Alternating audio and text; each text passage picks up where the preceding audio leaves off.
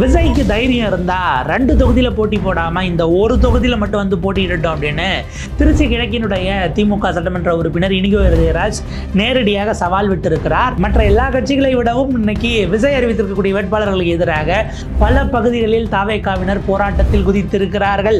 கட்சி கொடியை அகற்றுவது அப்படிங்கிறதுல தொடங்கி பல விஷயங்கள் போய்கொண்டிருக்கிறது. பாசிட்டிவா பல விஷயங்கள் அவங்க பேசினாலும் நெகட்டிவான விஷயங்களும் கிரவுண்ட்ல அடுத்தடுத்து குவிய தொடங்கி இருக்கிறது.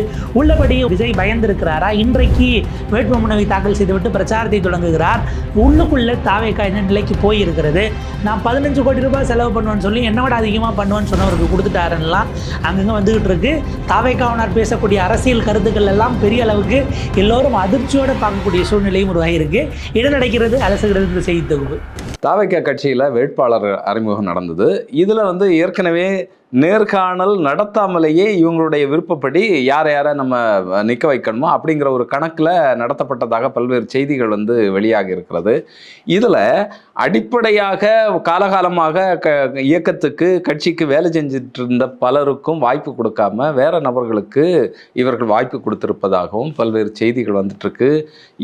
ஒவ்வொரு வேட்பாளரை பற்றி இன்னைக்கு தான் தகவல் பரபரக்க தொடங்கி இருக்குது. என்ன நடக்கு களத்தில்? ரொம்ப முக்கியமான ஒரு டெவலப்மெண்ட் தானே. விஜய் ஆரம்பத்தில் முதல்ல அவர் ஏன் 2 தொகுதியில் போட்டி போடுறாரு, பயந்துட்டாரான்னு ஒரு கேள்வி எழுப்பினாங்க. அவர் திரும்ப திரும்ப சொல்லக்கூடியது கான்ஃபிடென்ட்டா இருங்க, வெற்றின்னு நமது அப்படிங்கிறது தான், நம்ம தான் ஜெயிக்கிறோம் அப்படின்னாரு இல்லையா? அந்த கான்ஃபிடென்ட் இருந்ததுன்னா 100% நீங்கள் ஒரே தொகுதியிலே நின்றுக்கலாமே, ஏன் 2க்கு போனீங்கன்னு ஒரு கேள்வி எழுப்புறாங்க. அப்போ விஜய்க்கு 50-50 தான் யாரோ சொன்னதுனால இதில் ஒரு 50 அதில் ஒரு 50 மொத்தமாக 100 வரட்டும் அப்படின்னு 2 பக்கமும் சேர்த்து கூட்டி வெற்றி பெற்று மொத்தமாக 100 வந்துடும் அறிவிப்பாங்களா அப்படிங்கிற அளவில் எதுவும் கணக்கு போட்டிருக்காரான்னு தெரியல. இதில் எந்த அளவுக்கு போயிடுச்சு அப்படின்னா விஜய் ஏன் திருச்சியை தேர்ந்தெடுத்தார், அதுதான் ஏர்போர்ட்டுக்கு பக்கத்தில் இருக்குது அப்படிங்கிற லெவலுக்கு. இங்கன்னா இப்போ பெரம்பூர் அவர் வீடு பட்டினப்பாக்கத்தில் இருக்குது, வந்துடலாம் அந்த வீட்டில் இருந்து. அங்கன்னா ஏர்போர்ட்டுக்கு பக்கத்தில் அங்கே கிழக்கு தான் இருக்குங்கிறதுனால தான் இறங்கி உடனே போயிடலாம். இதுதான் மிக முக்கியமான காரணம். நீங்கள் அங்கே இருக்கக்கூடிய மத ரீதியிலானதோ அல்லது சாதி ரீதியிலானதோ இதெல்லாம் அப்புறம் அப்படின்னு ஒரு பார்வையை வைக்கிறாங்க. இதெல்லாம் ஒரு பக்கம் இருக்கட்டும். நீங்கள் அடிப்படையில் தலைவர்கள் எப்போது 2 தொகுதியில் நிற்பாங்க, அவங்களுக்கு அவங்க மேலே நம்பிக்கை குறைவாக இருக்கும்போது நிற்பாங்க. 1991 முதலமைச்சர் வேட்பாளராக ஜெயலலிதா நிற்கிறார். பர்கூர் காங்கேயம்னு 2 தொகுதியில் போட்டிடுறாங்க. அவங்களுக்கு அவங்க அதுக்கு முன்னாடி முதலமைச்சர் ஆனதில்லை, சந்தேகம். ராஜீவ் மரணத்திற்கு பிறகு தேர்தல் தள்ளி நடந்தாலும் கூட அவங்க 2 தான் போட்டிட்டாங்க. ஐ திங்க் பர்கூரில் கண்டினியூ பண்ணிட்டு காங்கேயத்தை ராஜினாமா பண்ணதான் ஞாபகம். 2014 மோடி 19-24 ஒரு ஒரே தொகுதியில் தான் நின்னார். 2014 முதல் முறையாக நிற்கும்போது 2 தொகுதிகளில் போட்டிட்டார். குஜராத்தினுடைய வதோதரா, இங்கே வாரணாசி உத்தரப்பிரதேசத்தில் ஜெயிக்கிறாரு. வதோதராவை ராஜினாமா பண்ணிட்டு இப்போ திரும்ப வராரு.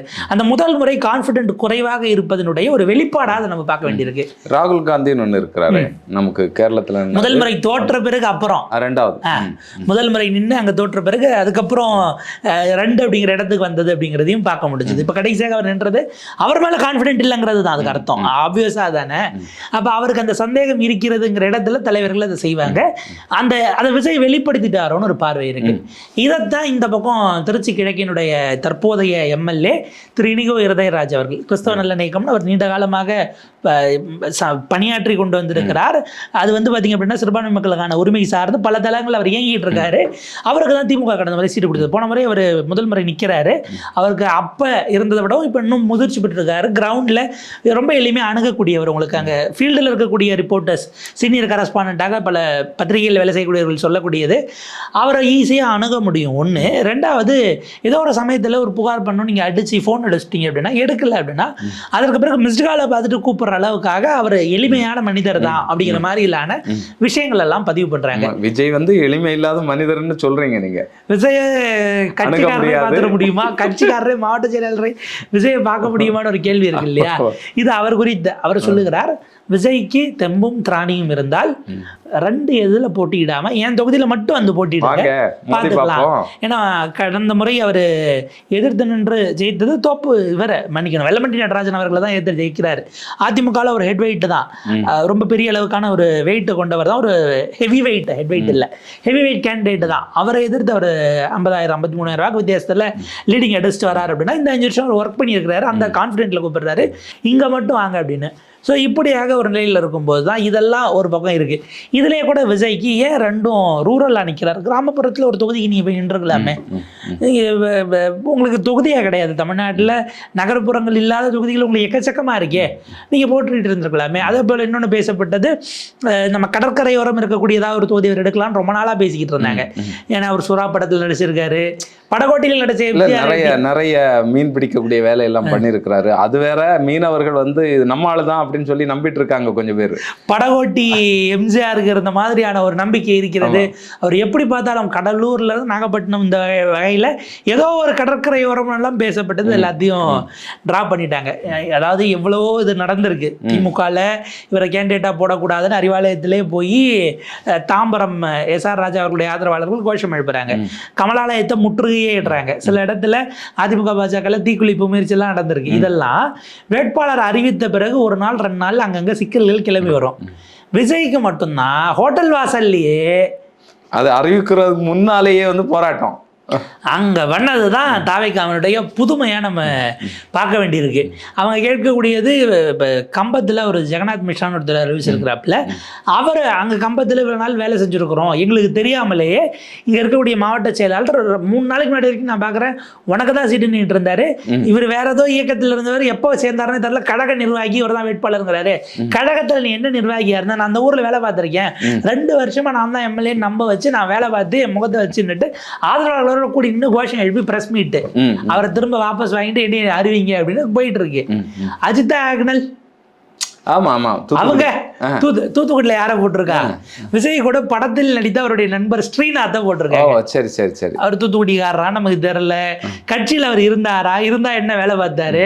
அஜிதா ஆக்னலுக்கு சீட்டுக்கு 4 நாளைக்கு முன்னாடி அந்த பள்ளி மாணவி ஒரு +2 மாணவி கொடூரமான முறையில் உயிரிழந்த சம்பவம், படுகொலை செய்தால இது பண்ணியிருக்கிறாங்க, அவரின் மீது வன்கொடுமை நிகழ்த்தப்பட்டதாங்கிறது, அதுக்கான போஸ்ட்மார்ட்டம் வந்தது. அந்த பதற்றம் ஓடிட்டு இருந்துச்சு இல்லையா அவங்களுக்கு. அந்த பதற்றம் நடந்தபோது ஆதவர்ஜுனாங்கிறது கிளம்பி போகிறார். ஆதவர்ஜுனாவை கூப்பிட்டு அந்த வீட்டுக்கு போய் பார்க்க வச்சு அவ்வளோ வேலையும் கோஆர்டினேட் பண்ணது அஜிதா ஆக்னல். உங்களுக்கு இவ்வளோ வரைக்கும் செஞ்சால் எங்கேயோ இருந்து யாரோ ஒரு ஆளை கொண்டு வந்து பேராஷூட் வச்சு நீங்கள் போடுவீங்கன்னா, ஒரு 21 வேட்பாளர்கள் வெவ்வேறு கட்சிகளிலிருந்து வந்தவர்கள். 2 நாளைக்கு முன்னாடி நாங்குநேரி சீட்டை கொடுக்கலன்னு அதிமுக ஒருத்தர் ராஜினாமா செய்கிறார், அடுத்த நாள் தாவேக்கால செய்கிறார், அடுத்த நாள் வேட்பாளர். என்ன வேகம் பாருங்க. இதுல நமக்கு இன்னொன்னு கேள்வி இருக்கு. தாவேக்காவில் வந்து வேட்பாளர்கள் இல்லாதனால கடன் வாங்கி போட்டாங்களா, இல்லைன்னு சொன்னா ஏங்க கூட்டணி கட்சிகள்லாம் விசில்ல கொடுத்துருக்காங்க, நீங்க என்ன பேசுறீங்க? நம்ம முஸ்தபாவை கொண்டு போய் திருப்பரங்குன்றத்தில் இறக்கிருக்காங்களா இல்லையா? அவர் தொடர்ந்து ஆதரவு நிலைப்பாடு எடுத்தார். அவர் இதுக்கு முன்பாக வேறு கட்சியில் இருந்தார், அவரே தனியாக ஒன்று ஆரம்பிச்சாருனாங்க. இப்போ அவர் கடைசியில் பார்த்தா 234 விசில் சொன்னார். கூட்டணி கட்சியெல்லாம் நிற்கிது. திரு காமோ ஷெரீஃப் அவர்கள், அவர்லாம் சர்ப்ரைஸ் பேக்கேஜ், அவர் இணைந்து இயங்குறார் அப்படின்னாங்க. பட் கட்சியிலே இணைஞ்சிட்டாரா என்ன இதுங்கிற விவரங்கள்லாம் நம்ம தான் தெரியும். அவர் தொடர்ந்து பயணிக்கக்கூடியவர் தான், பொது வாழ்க்கையில் இயங்குறவர் தான். முஸ்தபாவை கொண்டு போய் பிடிஆர் கிட்டையும் சுந்தர்சி கிட்டையும் இறக்கி விட்டுருக்காங்க மதுரை மத்தியில் அப்படிங்கிறதெல்லாம் நம்ம யோசிக்கணும். இல்லைன்னா யாரை தான் விடுவாங்க? அது எல்லாமே அப்படித்தானே இருக்கும் ஓரளவுக்கு. அப்படின்னா விஜய் தான் போய் நிக்கணும் நேரா. விஜய் நின்னா அவருடைய பாடு என்ன ஆகும் அப்படிங்கிறது தெரியல. அவர் எத்தனை தொகுதியில் நிற்கிறதுன்றிருக்கு. சுந்தர் சி விஜய் வச்சு படம் இயக்கியிருக்காரான்னு நமக்கு தெரியல. நின்று இருக்கலாம் அந்த தொகுதி, அப்படி இருந்திருந்தா கூட இருந்திருக்கும். திருப்பரங்குன்றத்துக்கு சிடிஆர் நிர்மல்குமார் அமைச்சிருக்காங்க, அது ஒரு பக்கம் இருக்கணும். இங்கே இப்போ இவ்வளவு போயிட்டு இருக்கும்போது கம்பத்தில் போராட்டம் வெவ்வேறு இடங்கள்ல சிலர்லாம் கொந்தளிக்கிறாங்க. எவ்வளோ பணம் செலவு பண்ண கேட்கும் போது இருக்கிறதுல அதிகமாக சொன்னது நான் தானே, எனக்கு கொடுக்கல. அப்போ என்னை விட அதிகமாக அவங்க சொன்னாங்களா, என்ன நடந்துச்சு? இவர் செலவு பண்ணுவான்னு சொன்னாரு, ஆனா காசு கொடுக்கல.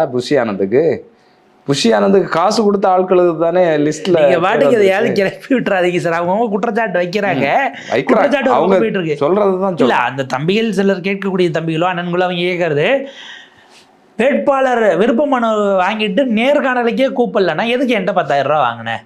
இப்போ ஒரு தொகுதிக்கு 4 பேர் கொடுக்குறாங்கன்னா 4 பேர் வர வச்சு பேஸ்டில் நீ ஒரு ஆள் எடுக்கணும். அந்த 10,000 ரூபா வாங்கிட்டு நீ நேரில் கூட கூப்பிட்டு பார்க்க மாட்டீங்கன்னா, அதாவது நான் ஏதோ சிறப்பு தரிசன கட்டணமாக கூட நினைச்சு போறேன். இல்ல 10,000 ரூபா கொடுத்துட்டு அது விஜய் அண்ணாவை பார்த்துடலாம் இந்த காசு போனாலும் பிரச்சனை இல்லை. இதுல அவங்க சொல்றது வெறும் 10,000 மட்டும் இல்ல, அவங்க இந்த 2 வருஷமா கடனை உடனே வாங்கி ஊர்ல வேலை பார்த்திருக்கான். அந்த குமுறல்ல சொல்ல முடியல. இது ஒண்ணுதான் லாஜிக்கான பாயிண்டா இருக்கு. சீட்டு கொடுப்பாங்கன்னு நம்பி நான் செலவு பண்ணுங்கன்னு சொல்றதுக்கு அவங்களுக்கே கொஞ்சம் வருத்தமா கூட இருந்திருக்கலாம். கட்சிகள் அப்படின்னா அப்படிதான் இருக்கும் அப்படின்னுட்டு.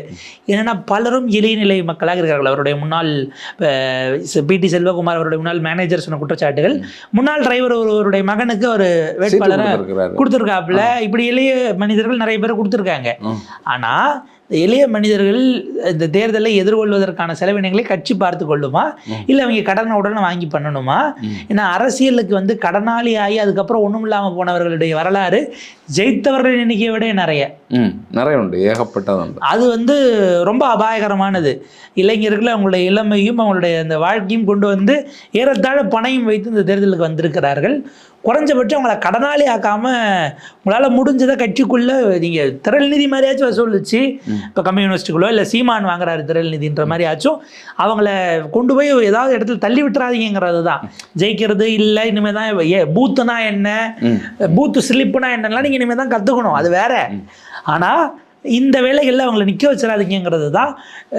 இதில் பலருடைய வீடியோக்கள், ஆர்கே நகரில் நிற்கக்கூடிய மரி வில்சன், அவர் ஏதோ ஒரு வீட்டில் போய் அங்கே ஏதோ பர்சனல் தகராறு போல இருக்கு, அங்கே ஒரு பெண் அடிக்க பாயிறாருன்னுட்டு அவர் ஆவேசமாக கத்திக்கிட்டு அந்த கேட்டை உலுக்கி கத்துறது போகிற வர வீடியோ ஒரு பக்கம் போயிட்டு இருக்கு. அப்புறம் இன்னொருத்தர் வந்து வீடியோக்கள்லாம் இப்போதான் வருது, வர வரதான் தெரியுது. இன்னொருவர் சாதி சங்க மாநாட்டில் ஏறி நான் பெருமையாக அந்த ஜாதிகாரன் சொல்லிப்பேன் அப்படின்னு பேசின வீடியோ. அப்புறம் இன்னொருத்தர் காது கருகிற அளவுக்கு படுமோசமாக சாட்டை துரைமுருகனை திட்டினதுன்னு நினைக்கிறேன். அந்த வீடியோ லெஃப்ட் பாயிண்ட் இதுன்னு நினைக்கிறேன், அதை ஓடிக்கிட்டு இருக்கு. இங்க ஜெகநாத் மிஸ்ரா, இந்த பக்கம் முதல் வீடியோ நான் சொன்னதுக்கு போல இப்படி எல்லாம் வரிசையா வருது. நடுவில் ஒருத்தவங்க வந்து மாட்டி இருக்கிறாங்க. அவங்க வந்து பாத்தீங்கன்னா அவங்க மருத்துவரா, ஏன்னா முன்னாடி டாக்டர்னு போட்டு அவங்கதான் ஜோதிட மருத்துவமா, மருத்துவ ஜோதிடமா என்னன்னே புரியல. அந்த கேன்சரையே மாத்தக்கூடிய ஆளாமே. கவுண்டம்பாளையத்துல கனிமொழின்னு ஒரு தடவை நிப்பாட்டி இருக்கிறாங்க. அந்த அம்மா பேசின வீடியோக்கள் எல்லாம் அவ்வளவு வைரலா போயிட்டு இருக்கு. சூப்பர். ஏறத்தாழ ஒரு நித்தியானந்த எஃபெக்ட் இருக்கு. அதாவது பெரிய சோஃபா போட்டுட்டு அதில் சென்டரில் நின்றுட்டு அவங்க அதை பேசுகிறாங்க. ஜாதகம் மூலம் 100% கேன்சரை குணப்படுத்த முடியும் அப்படின்னுட்டு பிரமாதமாக பேசியிருக்காங்க. ஆக்சுவலாக இவங்க எப்படி இந்த கட்சிக்கு வந்தாங்கிறது சுவாரஸ்யம். விஜய் கட்சி ஆரம்பித்து மாநாடு நடந்த பிறகு ஒரு யூடியூப் சேனலில் அவங்கள பேட்டி எடுக்கிறாங்க. ஜாதகத்தின்படி இப்போ இருக்கிற கிரகநிலைகளை வைத்து பார்க்கும்போது விஜய் இறங்கியிருக்கக்கூடிய இந்த சூழல் அவர் நிச்சயமா ஒரு மிகப்பெரிய எதிர்கட்சி பொறுப்புக்கு கட்டாயம் வருவாரு அப்படின்னு ஜாதகத்தின்படி விஜய் எதிர்கட்சியாக வந்து சிறப்பா திமுக எதிராக நிப்பார் சொன்ன வீடியோ இப்ப எடுக்கிறாங்க. ஒரு வருஷத்துக்கு முன்னாடி சொன்னது இல்ல இதெல்லாம் கேட்டுதான் விஜய் அவர்கள் வந்து தாரமாரா இப்போ கட்சியை தொடங்கி இந்த எலெக்ஷன் வரைக்கும் வந்திருக்காரா அப்படிங்கிற இப்ப விஜய் ஆதரித்து அவங்க ஜாதகத்தின்படி விஜய் வருவாருன்றதுக்கு அவங்களுக்கு ஒரு சீட்டு. இப்ப அந்த ஊர்ல மத்தவங்க வேலை பார்த்தாங்களா, எங்க இருந்து நீங்க கொண்டு வந்து இறக்கி இருக்கிறீங்க இப்படி அப்படிங்கிற மாதிரி அவங்க நேத்தே பேட்டி. கொங்கு மண்டலம் அதிமுக கோட்டைங்கிறாங்க. இந்த எலெக்ஷன்ல அது விசிலோட கோட்டையாக தான் மாறும் அப்படின்ட்டு அவங்க பேட்டி தான். இப்போ இவங்க அதாவது நீங்கள் நமக்கு மருத்துவ ஜோதிட மருத்துவம் ரெண்டு கேட்டாலும் ஏதோ ஒன்று கெட்டி இது அறிவியலுக்கு புறம்பானது. நீங்கள் பெரியார கொள்கை தலைவருங்கிறீங்க, ஜோசியத்தை வச்சு கேன்சர் குணப்படுத்துங்கிறவங்களுக்கு சீட்டு கொடுக்குறீங்க. எல்லாம் மிக்ஸ்டாக தான் இருக்குன்னு வச்சுக்கோங்க. எல்லா கட்சிகளும் அப்படி பகுத்தறிவுக்கு ஒவ்வாத நம்பிக்கையுடையவர்களையும் சேர்த்துப்பாங்க. அப்படி என்ன எலெக்ஷனுக்கு வாக்கரிசலுக்கு வர முடியாதுங்கிறது ஒரு பக்கம் புரிஞ்சிக்க முடியுது. இப்படி வெளிப்படையா தெரிகிற மாதிரியா அப்படிங்கிறது தான் அவர் ஸ்ரீநாத்தை கொண்டு போய் அஜிதா ஆக்னல் ஆதரவாளர்கள் இது ஒரே கொந்தளிப்பு. கட்சி வீட்டு வாசல்ல ஒட்டி இருந்த தாவைக்கா ஸ்டிக்கர் பிச்சு போடுறது, அந்த கார்ல நட்டிருந்த கொடி அதை கழட்டி ஓரம் போடுறது, இப்படிப்பட்ட வேலைகள் நடத்துறது வேலையெல்லாம் பண்ணி அதையும் ரீல்ஸா எடுத்து போடுறது. அந்த அக்கா எப்படி மக்கள் பணி செஞ்சோம், வார்டு கோரிக்கையை ஏற்றுக்கிட்டோம், கேட்டோம், இதெல்லாம் எடுத்து அதை வந்து ரீல்ஸாக போட்டாங்களோ அவங்க ஆதரவாளர்கள் இப்போ இதையும் ரீல்ஸாக போடுற மாதிரி. ஏன்னா அஜிதா இருந்த ஊரில் யாருன்னு அவர் அவர் ஸ்ரீநாத் தூத்துக்குடியாரும் நமக்கு தெரில. அவரை கொண்டு போய் நீங்கள் பாட்டுக்கு இறக்குவீங்கன்னா என்ன ஆகுங்கிற அந்த கொந்தளிப்புகள். இல்லை இந்த ரீல்ஸ் கட்சியில் ஒருத்தரை வந்து வேட்பாளராக நம்ம போடுறோம்னு சொன்னால் இந்த வேட்பாளருடைய பின்னணி என்ன, அவருடைய தன்மை என்ன, அவர் மக்களுக்காக வேலை செய்வாரா, மக்களோட வந்து நெருக்கமாக இருக்கிறாரா, எவ்வளோ காலத்துக்கு நம்மளோட நெருக்கமாக இருந்தார் நம்ம இயக்கத்தோட, இதெல்லாம் ஆய்வு பண்ணுவாங்க தானே. அதெல்லாம் செய்யாமல் திடுதிப்புன்னு இப்படி வந்து எந்த வகையில் வேட்பாளர்களை தேர்வு பண்ணாங்க? ஏதோ ஒரு வகையில் கரூரில் ஏ1 இருந்து மதியானுக்கு சீட்டு கொடுத்துருக்காங்கல்ல மாவட்ட பொறுப்பாளர், அவர் சிறைக்கு இந்த கரூர் விவகாரத்தில் போயிட்டு வந்திருக்காருங்கிற வகையில் அவருக்கு கொடுத்தாங்க. மீதி எல்லாம் இருந்தால் கொடுக்க போறாங்க சார், அவங்க என்ன வச்சுக்கிட்டா வச்சனை பண்றாங்கிற கேள்வி இருக்குல்ல. நீ இவ்வளவு தூரம் செலவு பண்ணுவேன்னதும் பல பேர் பதட்டமாகி கொடுக்கலனாலும் பரவாயில்லன்னு போயிட்டாங்க. செலவு பண்ணவங்க செலவு பண்ணி ஏன் கொடுக்கலன்னு போய் கேட்குறாங்க. இது விஜய் தான் தேர்ந்தெடுத்தாராங்கிறதே நம்ம கேள்வி இருக்குல்ல. அவருக்கு பின்னாடி ஒரு டீமை போட்டு டீம் தேர்ந்தெடுத்து வாசித்து இருக்கிறாரா? இப்போ திமுகலையோ அதிமுகலையோ ஃபைனல் கால ஒரு ஸ்டாலினும் எடப்பாடி பழனிசாமியும் எடுக்கிறார்கள்ங்கிறாங்கல்ல. ஏன்னா நான் எல்லா கொடுத்தவங்களை கூப்பிட்டு நேர்காணல் பண்ணிட்டு இதில் குடும்பம் என்னன்னா, அதுக்கான குழுவெல்லாம் அமைச்சாங்க. அந்த குழுவை விடவும் இவங்க 2 பேர் ஃபைனல் கால் எடுத்தாங்க. தலைவர்கள் அதில் இறுதி முடிவு சிலதெல்லாம் ரகசியமாக வச்சுருந்து லாஸ்ட் மினிட்ல மாற்றி எடுத்ததெல்லாம் ஓடுது இல்லையா? அப்போ அதெல்லாம் நம்ம பார்க்கும்போது அப்படியான ஒரு கால் இதில் விஜய் இருந்துதாங்கிற கேள்வியை நமக்கு எழுது. அந்த கேள்வி சரிதான். இதில் வியூக வகுப்பெல்லாம் செய்யக்கூடிய ஜான் ஆரோக்கியசாமி, அது மாதிரி ஆதவ் அர்ஜுனாவோட common of voice of common, இவங்க எல்லாம் என்ன பண்ணிட்டு இருந்தாங்க? இல்லைன்னா இவங்களுடைய ஒரு அழுத்தத்தின் பேர்ல தான் இப்படிப்பட்ட ஆட்களை எடுத்தாங்களா அப்படிங்கிற கேள்வி. இல்லை, அவங்க அழுத்தமெல்லாம் இல்லை, அவங்க பேரை பரிந்துரை பண்றதுக்கு எதுவும் பேசியிருக்காங்களான்னு ஒரு கேள்வி இருக்குல்ல. அது ஒரு சிக்கல். இவங்க என்ன வியூகத்தை வகுத்திருந்தா கொண்டு போய் பெரம்பூரையும் திருச்சி கிடைக்கும் கொடுத்தாங்கன்னு எனக்கு தேகம் இருக்கு. பெரம்பூர்ல ஒரு ஆர்டி சேகர் இருக்கிறாரு, சிட்டிங் எம்எல்ஏ. அவர் அங்கே நிற்கிறாரு, அவருக்கு ஒரு செல்வாக்கு இருக்குது, அவரே தொடர்றாருன்ட்டாங்க. ஆக்சுவலாக ஒரு விஷயம் சொல்லப்படுகிறது, திமுக தரப்பில் கூட்டணி கட்சிகள்கிட்ட பேச்சுவார்த்தை தொடங்கும் போதே விஜய் எங்கே நின்னாலும் அங்கே திமுக தான் கேண்டிடேட்டை போடுவோம், அதை விஜய் தொகுதிகள் வந்த பிறகு கூட நீங்கள் அதை முடிவு பண்ணிக்கலாங்கிறதாக பேச்சுவார்த்தை தொடங்கும் போதே அது என்ன சீட்னு டென்டேட்டிவாக இருக்கோ அதை நாங்கள் தான் நிற்போங்கிறத சொல்லி தான் அவங்க தொடங்கினாங்கன்னே ஒரு பார்வை இருந்தது. எடப்பாடி நேக்கா பெரம்பூரை கொண்டு போய் இங்கே தள்ளி விட்டுட்டாப்புல. பாமகவில் திலகபாமாவும் இறக்கியிருக்கிறாங்க. நான் உள்ளபடியே யோசிக்கிறேன், அவங்களை இதுக்கு முன்னாடி கொண்டு போய் இதில் ஐ பெரியசாமி அவர்களுக்கு எதிராக போட்டு தமிழ்நாட்டிலே அதிக வாக்கு வித்தியாசத்தில் ஐ பெரியசாமி ஜெயிச்சுட்டு வந்தாப்புல. இப்போ கொண்டு போய் விஜய்க்கு எதிராக அங்கே போட்டு இறக்கியிருக்கிறாங்க. அங்கே பாமக என்ன கட்டமைப்பு இருக்குன்னு தெரியல. ஆனால் திருச்சி கிழக்கு எடப்பாடி எதிர்பார்க்கல, அங்கே ஏடிஎம்கே கேண்டிடேட்டே போட்டாங்க. ராஜசேகர் இன்னைக்கு வருது, ராஜ் இதனோட விஜய் அப்படிங்கிறது விஜய்க்கு அவ்வளவு எளிமையாகலாம் இது ரெண்டுமே இருக்க போகிறது இல்லை. முதல்ல இந்த சீஃப் எலெக்ஷன் ஏஜென்ட்ல இருந்து நீங்கள் பூத் ஏஜென்ட்லாம் நிர்வகிக்கிறதே என்னங்கிறத 15 நாளில் என்னென்ன நடக்குதுன்னு மட்டும் பாருங்கிற மாதிரி தான் இருக்குது. அவங்க வியூகங்கள் வகுத்தாங்கன்னா அவங்க வியூகம் எதுக்காக வகுத்தாங்கன்னு ஒரு கேள்வி இருக்குது. இந்த இலக்கை அடைவதற்கு இதுதான் வியூகம் அவங்க எப்படி நம்பினாங்கிறத எலெக்ஷன் முடிஞ்ச பிறகாக அவங்க கிட்ட விஜய் கேள்வி கேட்குறாரா அப்படிங்கிறது நம்ம பொறுத்திருந்தது. இங்கே இவ்வளவு கிறிஸ்தவர்கள் இருக்காங்க, இவ்வளவு இஸ்லாமியர்கள் இருக்காங்க, பெண்களுடைய வாக்குகள் 2 லட்சம் வாக்குகளில் 1 லட்சம் பெண்களுடைய வாக்குகள் அப்படின்னு சொல்லப்படுகிறது. அப்போ இவர் நம்புறாரு, பெண்கள்னா நமக்கு தான் ஓட்டு போடுவாங்க அப்படிங்கிற மாதிரி. இப்போ நான் எல்லாமே வேற ஒரு கேள்வி, ஏன்னா அந்த தொகுதியில் எஸ்ஐஆருக்கு முன்னாடி 2,67,000 வாக்கு இருந்துச்சு. இப்போ 67,000 போச்சு, அதெல்லாம் யாரோட வாக்குன்னு ஒரு கேள்வி இருக்குல்ல. நீங்கள் நம்பக்கூடிய ஒருவேளை கிறிஸ்தவ இஸ்லாமியர் வாக்குகள் நீக்கியிருந்தாங்கன்னா, ஆமாம், அதை தாண்டியும் நீக்கப்பட்டவர்கள் யார் இல்லைங்கிற லிஸ்ட் திமுகவுக்கு தெரியும். கட்சி எங்கள் வேலை பார்த்தாங்கிற கேள்வி இருக்கு இல்லையா? அப்போ நீங்கள் நினச்சிக்கிறீங்க, அது உங்களுடைய தவறு கிடையாது. களம் என்ன சொல்லுதுங்கிறது பெட்டியை திறக்கும் போது தான் தெரியுது இது சரியா தவறாங்கிறது. அவருடைய நம்பிக்கையை நம்ம பாராட்டுவோம், வாழ்த்துக்கள், இறங்குங்க, வேலை செய்யுங்க. வேலையே செய்யாமல் கூட வீடியோ மட்டும் போட்டுட்டு இருங்க, பிரச்சனை இல்லை. ஓட்டு 23ஆம் தேதி போடுவாங்க இல்லையா? அதுக்கு பிறகு நடக்கிறது பிறகு இப்போ தேதி நீங்கள் எடுத்தீங்கன்னா நீங்கள் 30 அவர் பிரச்சாரத்தை தொடங்குகிறார். 30, 31, 2 அங்கே ஒரு 21 நாள் 23 நாளில் 2 நாள் அவருக்கு வேட்புமனு தாக்கலுக்கே காலி ஆயிரும். இன்னைக்கு ஒன்றும் திருச்சிக்கு போட நீங்கள் ஒரு நாள் போகணும். திருச்சிக்கு போக ஒரு நாள் போனோம்னா காலையிலே நீங்கள் கிளம்பி ஸ்பெஷல் ஃப்ளைட் எடுத்துக்கிட்டு அங்கே இறங்கி அங்கே போகணும். இதுதான் சில நேரங்களில் நீங்கள் அங்கே போய் டோக்கன் முன்பதிவு பண்ணி வேட்பாளர் வர்றதுக்கு நிற்கணும். வெளில வெயிட் பண்ணுங்க தம்பிம்பாங்க. எலெக்ஷன் ரிட்டர்னிங் ஆஃபீஸர் இருக்கிறவங்க சில நேரத்தில் ஆல்ஃபபெட் ஆர்டரில் வாங்கிட்டாங்கன்னா இவர் கடைசி வி வேற விட்டுட்டு எங்கேயும் வெளியும் போய் வர முடியாது. 3 பேர்னா 3 பேரோட தான் உள்ளே நீங்கள் வரணும். வேட்பாளர் ப்ளஸ் 3 பேர்னா கூட்டமெல்லாம் அங்கே கூட்டிகிட்டு போக முடியாது. இல்லைனா மொத்தமாக வெளியில் அனுப்பி விட்ருவாங்க, வாங்க முடியாது, நீ வேறு நாள் வாங்கன்னு அனுப்பிச்சி விட்டாங்கனால இவ்வளவு நடக்கும். இதுக்கே 2 நாள் அவுட்டு. மீதி இருக்கிற 21 நாளில் இவர் 234 தொகுதி எப்படி போய் என்ன பிரச்சாரம் பண்ணி இதெல்லாம் இருக்குது. போகிறவருங்க தானே அதெல்லாம் யோசிக்கணும், நம்ம ஏன் யோசிக்கணும்னு ஒரு வேளை விஜய் இருக்காரா இல்லை அப்படிங்கிறது கேள்வி. இதில் இது நெருப்பார் அப்படிங்கிறது இனிதான் தெரிய வரும். உண்மையிலே ஒரு சவாலாக இதை எதிர்கொள்வாராக இருந்தால் அது நல்லது. நெருப்பாற்றுக்கு மேலே ரோமத்தாலான பாலத்தை கட்டி அதில் தலைகீழாக நடந்து போய் கொண்டிருக்கிறார். பாப்போம், ஆற்றை கடந்தாருன்னா நம்மளும் வாழ்த்து சொல்லலாம்.